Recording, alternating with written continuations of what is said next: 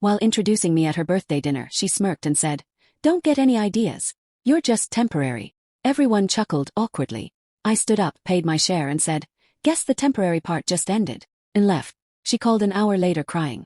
I never answered. Hey viewers, before we move on to the video, please make sure to subscribe to the channel and hit the like button if you want to see more stories like this. Thanks. I should have known something was wrong the first time I met her friends. 3 months in, Vanessa finally invited me to meet her core group. Cocktail bar in Topeka bottle service. The kind of place where the drinks cost more than my weekly grocery budget. I showed up in my best blazer. Nice clean off the rack from Nordstrom. Everyone else looked like they'd stepped out of a magazine spread.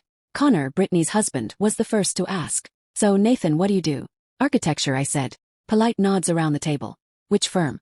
Connor leaned forward, fingers drumming on his Rolex. I named it. Mid-sized, respected in the industry, doing good work.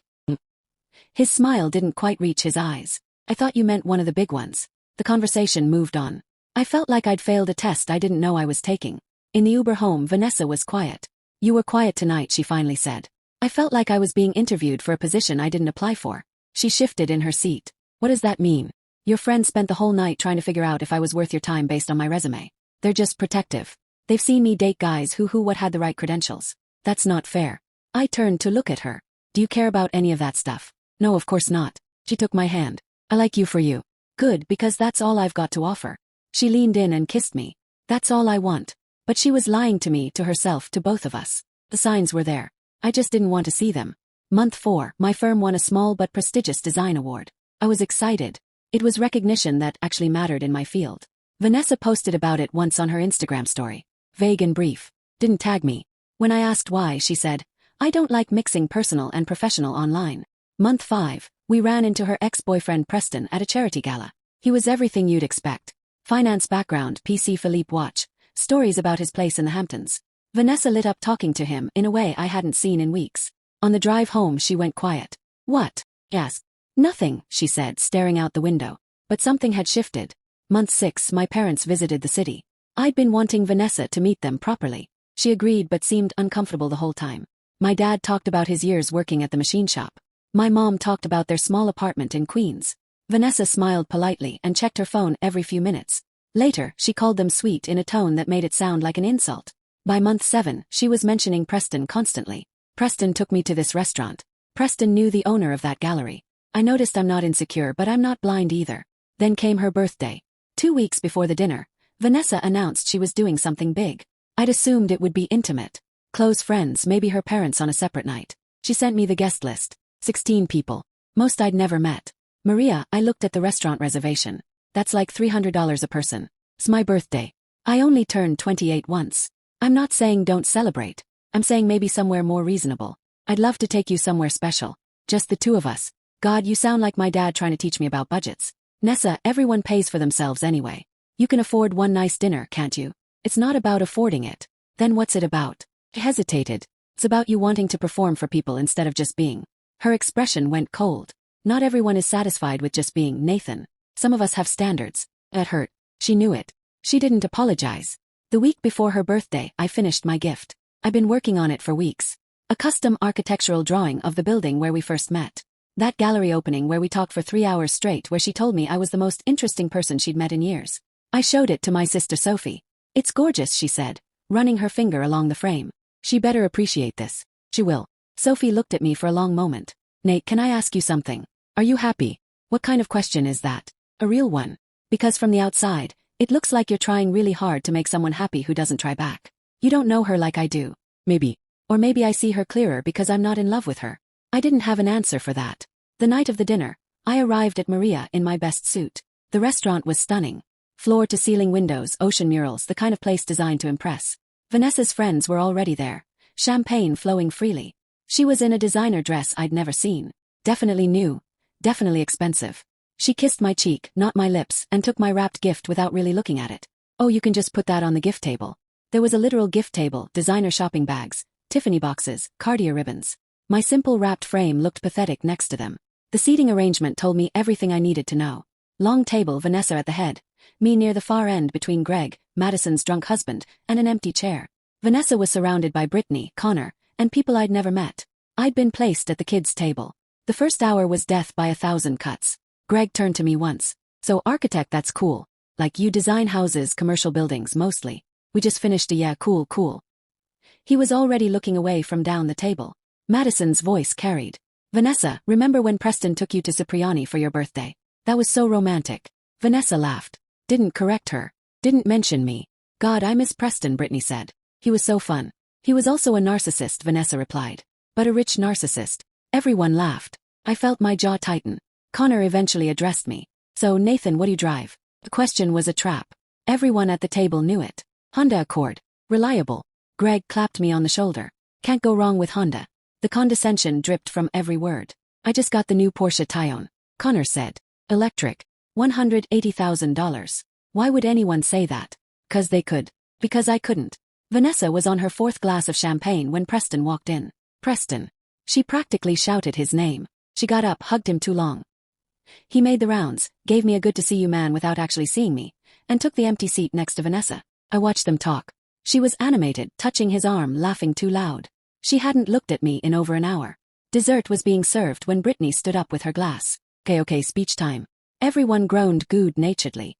I just want to say happy birthday to my best friend who is gorgeous, successful, and way too good for most of the men in the city. Laughter rippled around the table, but she did bring a date tonight, so let's meet him properly. Nessa, introduce your boyfriend. Is that what we're calling him?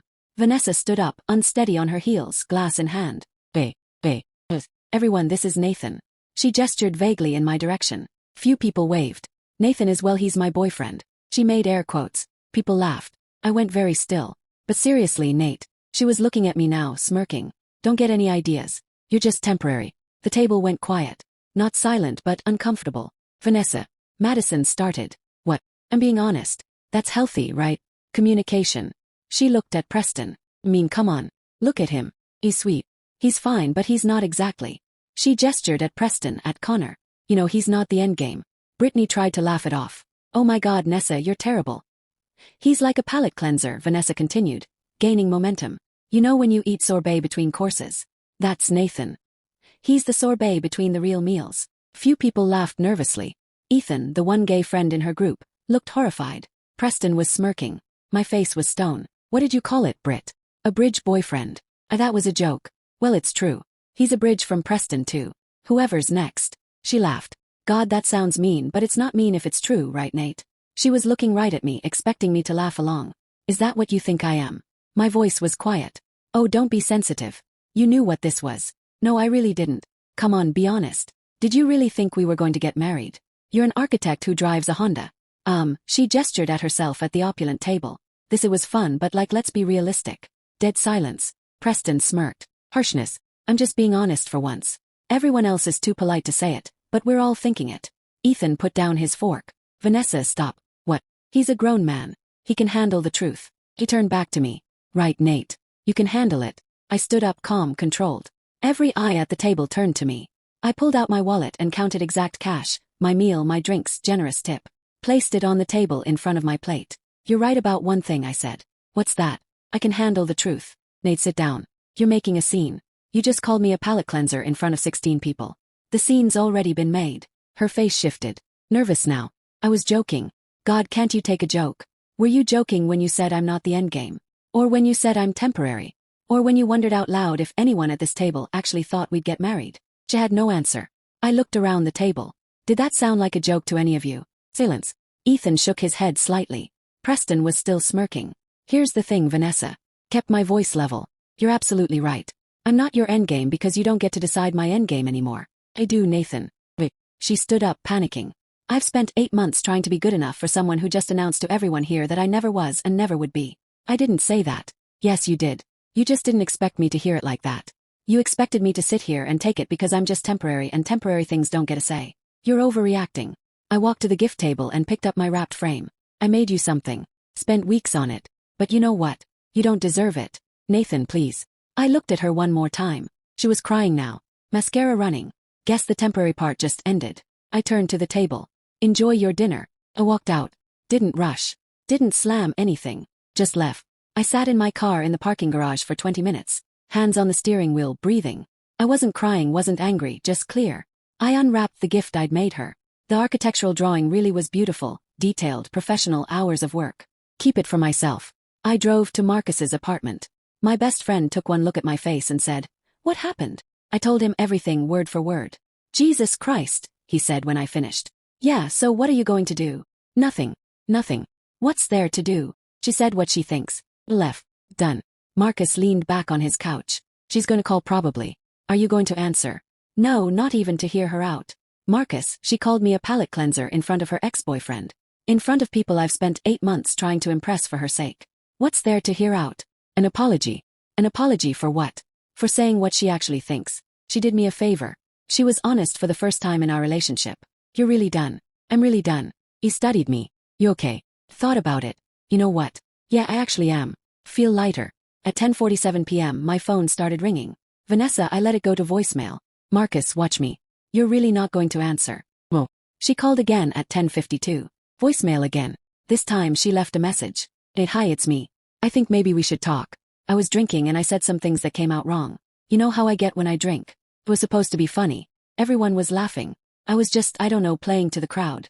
Can you call me back, please?" I deleted it without finishing. She called again at 11:47. "Nathan, please. Sorry. Bae. I'm really sorry. I didn't mean you were temporary. I meant I don't know what I meant. I was drunk and stupid and trying to impress people who don't even matter. You matter. You've always mattered. Please just call me back. Me explain. Can fix this." Then the text started. "Are you awake? I know you're seeing these. Can we please talk? Sorry. Call me all delivered. None read." I turned my phone face down on Marcus' coffee table. "I'm going to sleep," I said. "Thanks for letting me crash. Stay as long as you need." I woke up Saturday morning having slept better than I had in months. 23 messages from Vanessa. 6 missed calls. I didn't read them. Didn't listen to the voicemails. Marcus made coffee. "What's the plan?" "Go to my place, get some things, stay here a few more days if that's cool. Stay as long as you want." "But won't she show up there?" "Probably. I'll go when she's not around." By Sunday, Vanessa's texts had shifted. "You're really going to ignore me over a joke? This is childish. We need to talk like adults." Then my sister called. "Did Vanessa just call you?" "Yes." I told her to lose my number. "What did she say?" "That you're overreacting. That it was a misunderstanding." I told her exactly what I thought of someone who calls my brother a palate cleanser at a public dinner. Sophie's voice was sharp. She actually tried to defend herself. Said she was drunk. Drunk words are sober thoughts. That's what I told her. Sophie paused. "Are you okay? Really?" I really am. Because you deserve someone who's proud to be with you, not someone who treats you like a dirty secret until she can upgrade." Over the next week, Vanessa tried everything. Apologetic texts, angry texts, emotional manipulation. She showed up at my apartment. I wasn't there. She called my office. The receptionist took a message. I didn't return it. She sent flowers to my work. I had them donated to the hospital. On day 6, an email arrived. Subject: "Please read this." I read it twice. It said everything I might have needed to hear 8 months ago. Admission of her insecurity, her need for approval. How I'd made her feel like she could be different, but she'd been too scared. "You were never temporary to me. I was just too much of a coward to admit that you were exactly what I needed." Felt nothing. Marcus found me staring at my laptop. What did it say? Everything I needed to hear 8 months ago. Nothing I need now. I deleted it. The consequences for Vanessa came faster than I expected. Ethan stopped answering her calls. He'd witnessed the dinner, been disgusted by it. Madison grew distant. Her husband, Greg, had apparently told her the dinner was brutal and he'd lost respect for Vanessa. Even Brittany, her best friend, said that was really harsh, babe. Like really harsh. Connor, Brittany's husband, actually ran into me at a work event 2 weeks later. "Hey man," he said, pulling me aside. "Just wanted to say what she did was up. Some of us saw that." I appreciated it more than I expected to. Vanessa, desperate and lonely, reached out to Preston. They met for drinks. He made a move. She let him. She woke up the next morning to an empty bed and a text. "Fun catching up. Let's do it again sometime." She told me this later, much later. She said that's when she understood. She'd made me feel exactly how Preston made her feel. Used, temporary, convenient. I didn't stay at Marcus forever. After 2 weeks, I went back to my apartment, back to my life. Work gave me a major project, a museum renovation. I threw myself into it. I went to the gym regularly, something Vanessa had always discouraged. Too much time away from me, she'd say. I had dinner with my parents. They knew what happened. My dad put his hand on my shoulder and said, "A man who knows his worth doesn't beg to be valued." I took the architectural drawing I'd made for Vanessa and redid it. Not the building where we met, but my parents' first apartment building in America. A tribute to real love, real sacrifice, real value. I hung it in my living room. Month 2, I heard through mutual friends that Vanessa's job was struggling. One of her major clients, someone who'd been at the birthday dinner, had requested a different account manager. Her boss was concerned about her professionalism. Her parents, who'd heard about the dinner, cut her allowance. We didn't raise you to be cruel, her mother had apparently said. Vanessa had to move to a smaller apartment in a less trendy neighborhood. The story spread through her social circle. She became known as the woman who publicly humiliated her boyfriend. Men she tried to date had heard about it. One actually asked on a first date, "Are you the sorbet girl?" She left in tears. Month 3, she texted me, "You have some things here. When can I drop them off?" It was the first message I'd responded to in months. "Leave them with the building manager at my address. Can I bring them to you? Like to talk?" "No please. Just 5 minutes. There's nothing left to say. Leave my things with the manager." She showed up anyway. My building manager called me. "There's a Vanessa Chun here with a box. I told her to leave it with you. She's asking if I can buzz you. Says she just needs 5 minutes. Tell her no. If she doesn't leave, call building security." She waited in the lobby for 30 minutes. I never came down. I watched from my window as she finally left, carrying the box back to her car, crying. Felt nothing.